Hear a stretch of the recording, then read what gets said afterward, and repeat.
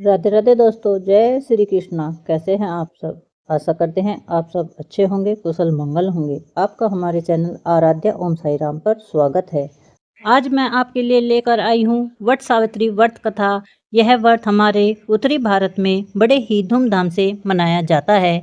इसमें सुहागन महिलाएं अपने पति की लंबी उम्र के लिए यह व्रत करती हैं और 16 श्रृंगार कर वट वृक्ष यानी बरगद के पेड़ की पूजा करती हैं और अपने सुहाग की लंबी उम्र के लिए कामना करती हैं। चलिएगा प्रारंभ करते हैं आज की व्रत कथा।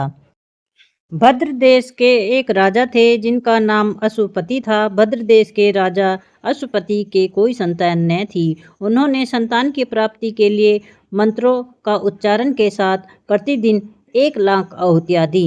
18 वर्षों तक यह क्रम जारी रहा। इसके बाद सावित्री देवी ने प्रकट होकर वरदान दिया कि राजन, तुझे एक तेजस्वी कन्या पैदा होगी। सावित्री देवी की कृपा से जन्म लेने के कारण से कन्या का नाम सावित्री रखा गया। कन्या बड़ी होकर बेहद रूपवान हुई।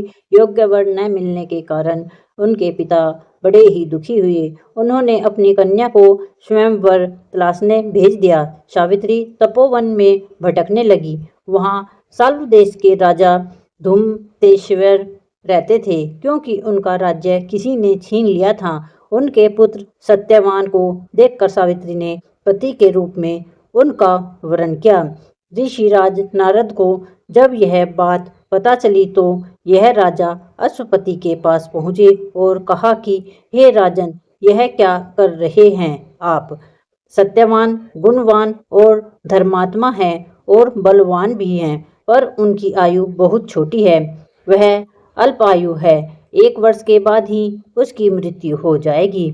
ऋषिराज नारद की बात सुनकर राजा अश्वपति घोर चिंता में डूब गए। सावित्री ने उनसे कारण पूछा तो राजा ने कहा, पुत्री, तुमने जिस राजकुमार को अपने वर के रूप में चुना है वह अल्पायु है।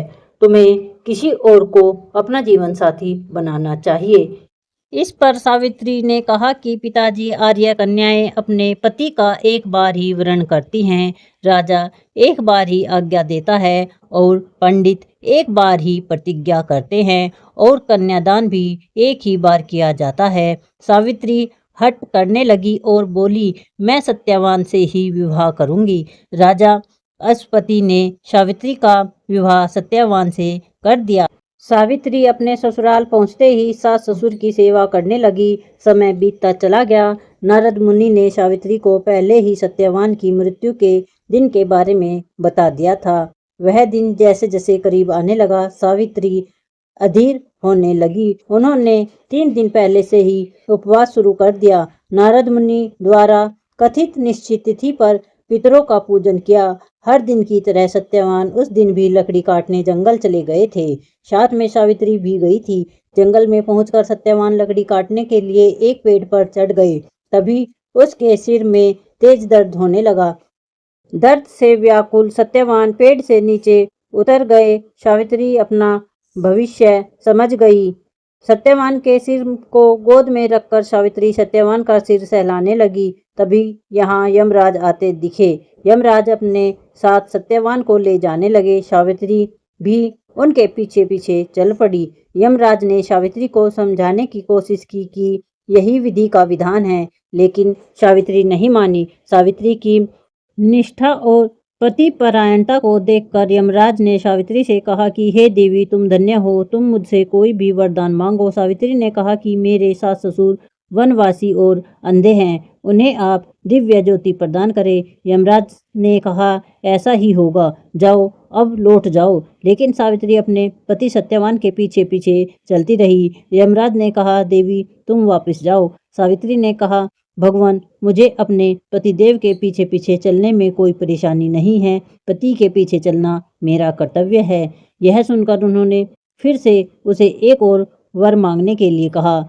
सावित्री बोली, हमारे सास ससुर का राज्य छिन गया है, उसे पुनः वापस दिला दें। यमराज ने सावित्री को यह वरदान भी दे दिया और कहा, अब तुम लौट जाओ। लेकिन सावित्री पीछे पीछे चलती रही। यमराज ने सावित्री को तीसरा वरदान मांगने को कहा। इस पर सावित्री ने 100 संतानों और सौभाग्य का वरदान मांगा। यमराज ने इसका वरदान भी सावित्री को दे दिया। सावित्री ने यमराज से कहा कि प्रभु, मैं एक पतिव्रता पत्नी हूँ और आपने मुझे पुत्रवती होने का आशीर्वाद दिया है। यह सुनकर यमराज को सत्यवान के प्राण छोड़कर जाने पड़े। यमराज अंतर्ध्यान हो गए और सावित्री उसी वट वृक्ष के पास आ गई जहाँ उसके पति का मृत शरीर पड़ा था। सत्यवान जीवित हो गया और दोनों खुशी खुशी अपने राज्य की ओर चल पड़े। दोनों जब घर पहुंचे तो देखा कि माता पिता को दिव्य ज्योति प्राप्त हो गई है। इस प्रकार सावित्री सत्यवान चिरकाल तक राज्य सुख भोगते रहे। अतः पतिव्रता सावित्री के अनुरूप ही प्रथम अपने सास ससुर का उचित पूजन करने के साथ ही अन्य विधियों को प्रारंभ करें। वट सावित्री व्रत करने और इसकी कथा सुनने से उपवासक के विवाहित जीवन या जीवन साथी की आयु पर किसी प्रकार का कोई संकट आया भी हो तो वह टल जाता है। बोलो सावित्री माता की जय। दोस्तों, अगर आपको वीडियो पसंद आई तो वीडियो को लाइक करें, चैनल को सब्सक्राइब करें और अपना प्यारा सा कमेंट हमें ज़रूर लिखें। बोलो राधे राधे।